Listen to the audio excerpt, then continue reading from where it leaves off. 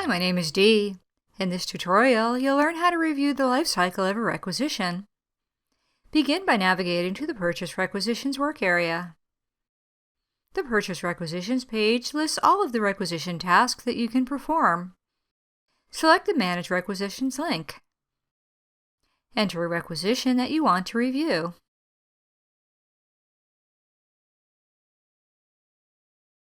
You can click the line Lifecycle icon to view lifecycle information for each requisition line. Or you can click View Lifecycle to view the lifecycle of the entire requisition. The Requisition Lifecycle page allows you to review the lifecycle of requisitions such as purchase orders, shipments, receipts, and invoices.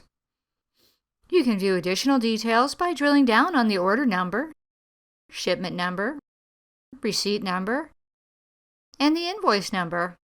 And you're done. Thank you for watching.